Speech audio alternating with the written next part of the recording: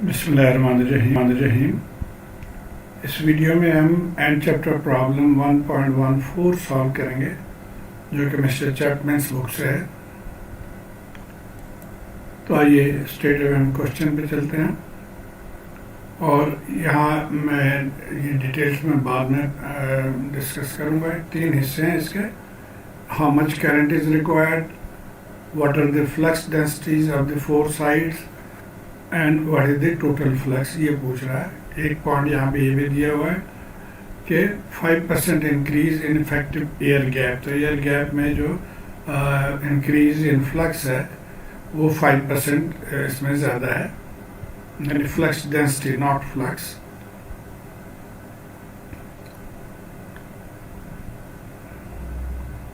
और ठीक है, ये हमारा सर्किट है, इसके डायमेंशन गिवन है सारे। यहाँ फ़र्क देखिए, इसकी चौड़ाई कम है बाकियों के निस्बत। बाकी 10 सेंटीमीटर चौड़ाई है, इस बाजू की चौड़ाई 5 सेंटीमीटर है। और ये हमारा जो ग्राफ है मैग्नेटाइजिंग ग्राफ, इसको आमतौर पे हम यूज़ करते हैं टू फाइंड मैग्नेटिक इंटेंसिटी या मैग्नेटिक फील्ड इंटेंसिटी H अगर फ्लक्स डेंसिटी बीटा गिवन हो तो।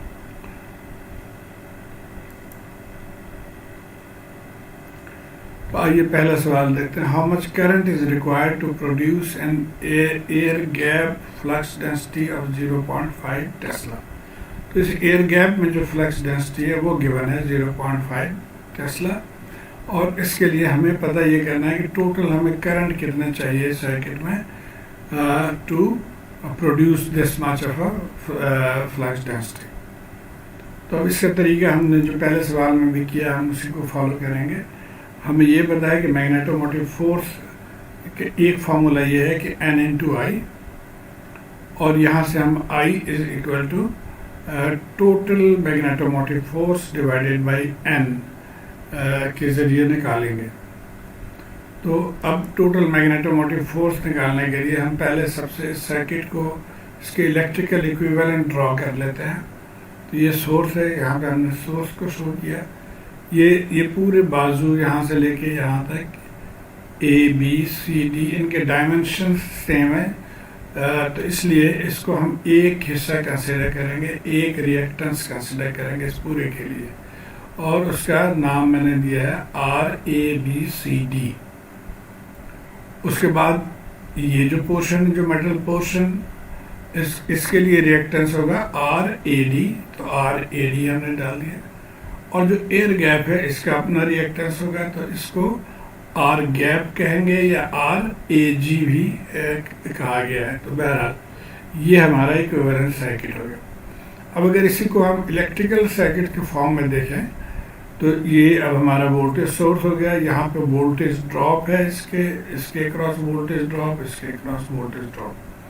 तो अब फॉर्मूला हमारा क्या हो जाएगा कि E इज इक्वल टू ये voltage drop plus VAD plus V gap. Exactly यही टेक्निक हम फॉलो करेंगे यहाँ पे to find the total magnetomotive force, यानी F total is equal to FABC, यानी यहाँ पे जो मैग्नेटोमोटिव फोर्स है वो प्लस इसके मैग्नेटोमोटिव फोर्स FAD और प्लस एयर गैप की जो मैग्नेटोमोटिव फोर्स है ये।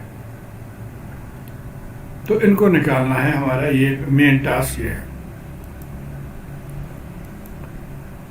अब हमने एक फार्मूला और भी पढ़ा था कि F के बराबर H इंटू LC, यानी magnetic field intensity multiplied by distance, mean path length of the core. तो इस फार्मूले को हम यूज करके ये पैरामीटर्स हम निकालेंगे। अच्छा, तो इसको अगर हम इस फॉर्म में लिख लें तो कुछ इस तरह से हो जाएगा। FABCD के जगह पे HABCD और LABCD, इसी तरह FAD का भी और इसी तरह F गैप का। अब ये देखिए, ये मेटल के लिए है तो इसके ज़रिए हम निकाल सकते हैं अगर हमें B पता हो। इसी तरह HAD को, ये भी मेटल पोर्शन है तो इसको भी हम इस ग्राफ से निकाल सकते हैं। लेकिन एयर गैप के लिए ये ग्राफ एप्लीकेबल नहीं होगा, उसके लिए एक और फार्मूला है, उसको हम यूज़ करेंगे। अच्छा, we can calculate H metal from the graph if we know the flux density B.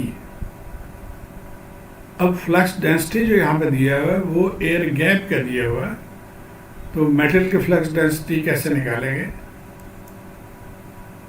Okay, flux density given is B gap is 0.5 T is for the air gap.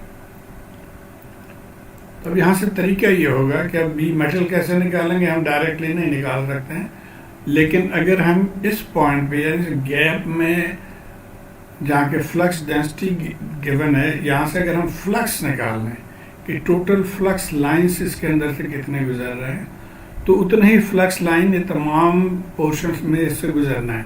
जैसे current का होता है कि एक जो current है वही इस पूरे सर्किट में से पास करेगी, तो इसके लिए हमें फ्लक्स पहले पता करना होगा। For this will calculate the total flux phi in this system which will be used to calculate other flux density in the core। आइए देखते हैं कैसे करेंगे।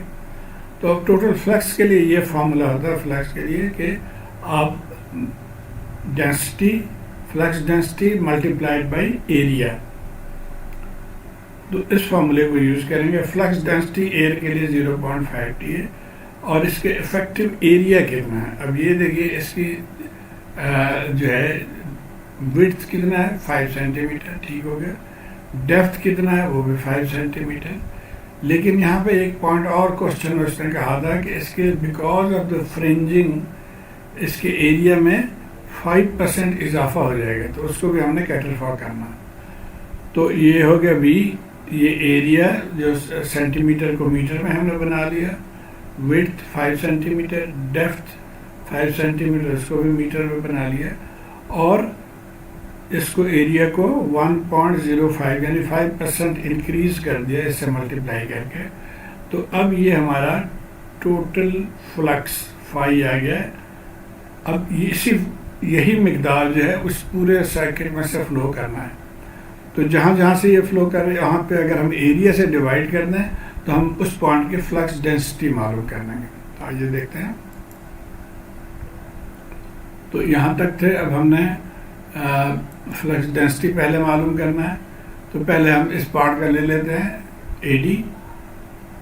फ्लक्स तो यही फिक्स है। अब एरिया कहाँ, यहाँ पे एरिया कितना होगा, ये एरिया देखिए, ये वही 5 सेंटीमीटर और 5 सेंटीमीटर डेप्थ है, तो उसको मीटर में कन्वर्ट कर दिया, तो उस एरिया से डिवाइड किया। तो अब यहाँ पे फ्लक्स डेंसिटी हो गया 0.524।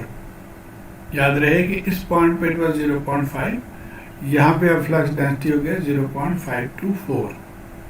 अब इसकी वजह से एच हम मालूम कर सकते हैं, एच ए डी, जो ये ग्राफ हमारे पास है उसमें ये इस ग्राफ में अगर देखें आप 0.524 ये पॉइंट है तकरीबन, और यहाँ से लेकर गए तो ये 410 हो गया हमारा एच।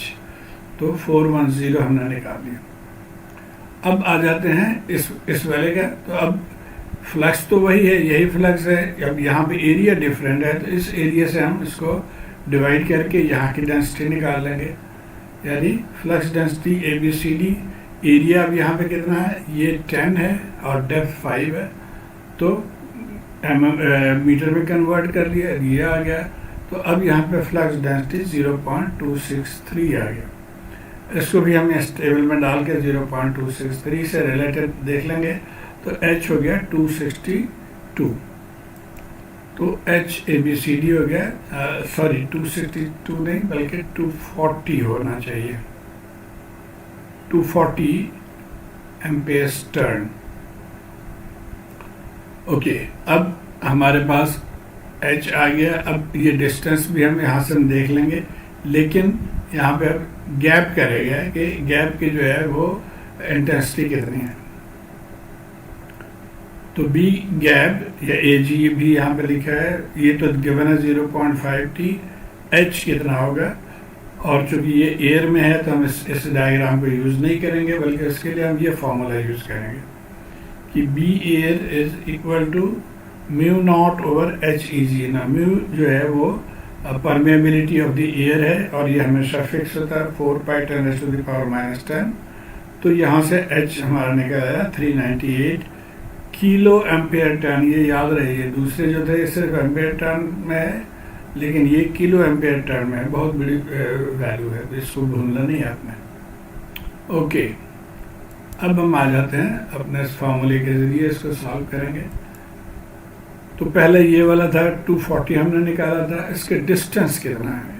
अब ये जो सोल्यूशन मैनुअल में उसने गलती की है, तो ये तीनों 40-40 ले लिया। लेकिन देखिए आप यहाँ से चलेंगे, यहाँ ये 5 है तो 5 का हाफ ये आ रहा है यहाँ पे, यानी 2.5 प्लस ये 30 है तो 32.5 हो गया।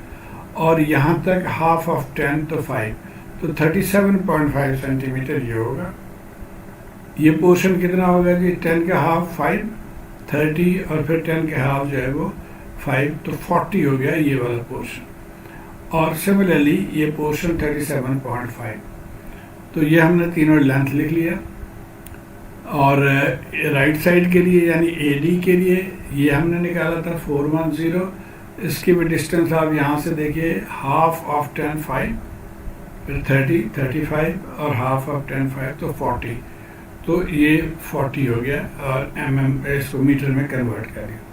अब रह गया air gap 398 kilo ampere turn, इसका H है और गैप कितना है 0.06 सेंटीमीटर। तो इसको भी मीटर में कन्वर्ट कर लिया, 100 से डिवाइड करके, तो ये आ गया। अब इसको आप सॉल्व कर लेंगे तो ये आंसर आ जाएगा।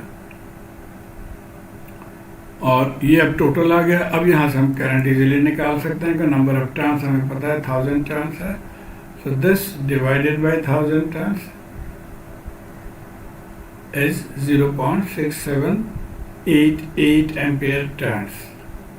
मैं यहाँ पे आपको वार्न कर रहा हूँ कि जब आप कैलकुलेटर से कैलकुलेट करेंगे तो इसको आप 1000 से मल्टीप्लाई कर देंगे, तब आपका ये आंसर आएगा। ओके, तो पहला पार्ट हमारा हो गया जी। अब आ जाते हैं सेकंड पार्ट पे। What are the flux densities of the 4 sides of the core. तो ये एक्चुअली हम सॉल्व कर चुके हैं, सिर्फ हम इसको रिकॉल कर लेते हैं कि फ्लक्स डेंसिटी हर बाजू में कितने हैं। तो ये हमने निकाला था AD के फ्लक्स डेंसिटी ऑलरेडी निकाल चुके थे कि 5 डिवाइडेड बाई एरिया, तो ये आ गया था। और ABCD के लिए ये हमारे फ्लक्स डेंसिटी, अब चूँकि एरिया सबके सेम है तो हम ये कह सकते हैं कि हर साइड के, यानी B, ये B राइट तो यही हो गया, B राइट उसने सोल्यूशन में लिखा है, हमने BAD लिखा है सेम। और flux density of the 3 legs क्या हो जाएगा? B top, B left, B bottom, area same है तो ये 0.262 ही होगा। ओके, और लास्ट पार्ट ये है total flux present in the air gap. तो टोटल फ्लक्स भी हमने निकाल लिया था इस फॉर्मूले के ज़रिए, और उसी को यहाँ पे यूज़ करके तो हम इसको जस्ट रिप्रोड्यूस कर रहे हैं इस आंसर को। तो दिस इज टोटल फ्लक्स। तो उम्मीद है आप इसको फॉलो कर पाए होंगे। अपने कमेंट्स के ज़रिए ज़रूर मुझे आगाह कीजिए। Thank you.